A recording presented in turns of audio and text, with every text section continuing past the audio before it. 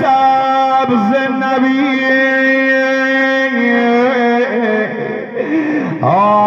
شور و نواره ببینم شور و نواره امون در دل قبر پیغمبر ببینه آخبور مدینه و شکوه در ببینه آخ مسجد نبیون جلال احمدیده اونجا خاطرات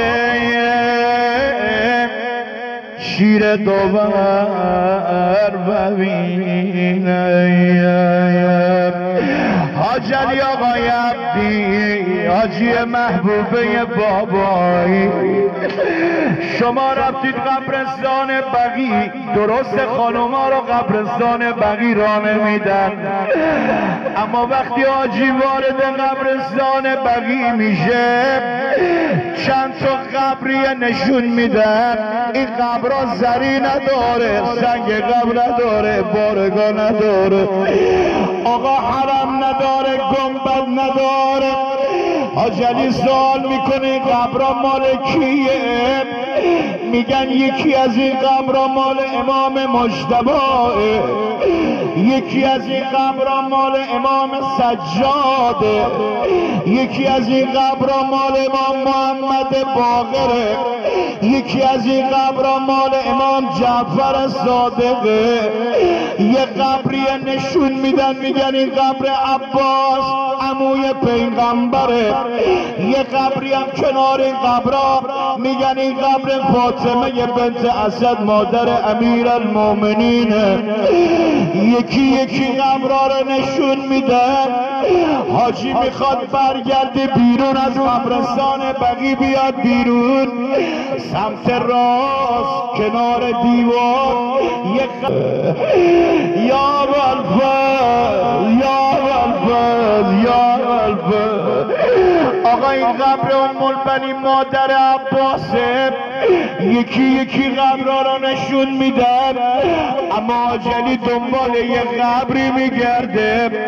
میگه آی زائرا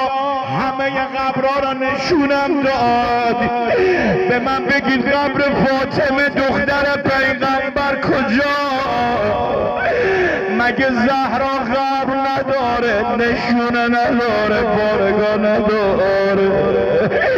مگه ذریح نداره دختر پیغمبر مگه قبری نداره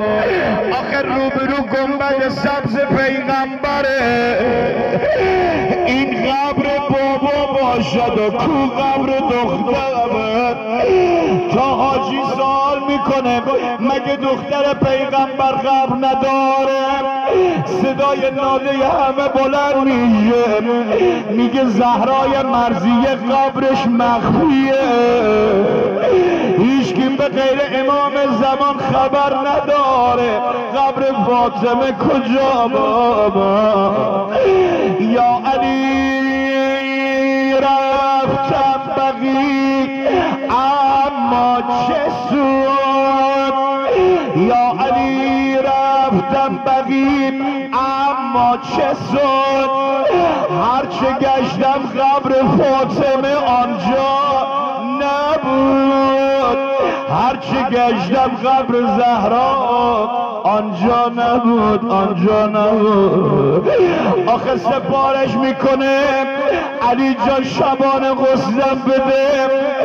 علی جان شبانه کفنم کن علی جان شبانه منو بذار تو دل خاک آخ امیرالمؤمنین بدن فاطمه شو غسل میده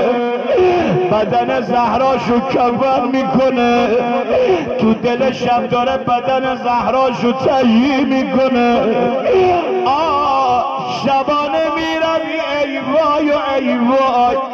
زخانه میروی ای وای و ای وای الهی برق امام زمان چراغ خونه کسی خاموش نشه الهی پسر و دختری تاق مادر جوون نبینه آخ طبق سفارش زهرا بدن فاطمه رو میذاره تو دل خاک ختم روزه من میخوام بگم زهرا مادر بدن تو علی غسل داد بدن تو کفن کرد بدن تو گذاشت تو دل خاک اما قربون حسینت برم کربلا نه غسلی بود نه کفنی بود آخ اسباشونو نعل تازه زدد اونقدر رو بدنت از تازوندن آی خاقر اومد قصرگاه یه بدن بی سر ای بدن بی سر آیا تو حسین منی اگر حسین من توی سرت کن آخ به من بگو علی اکبرت همه بگیم یا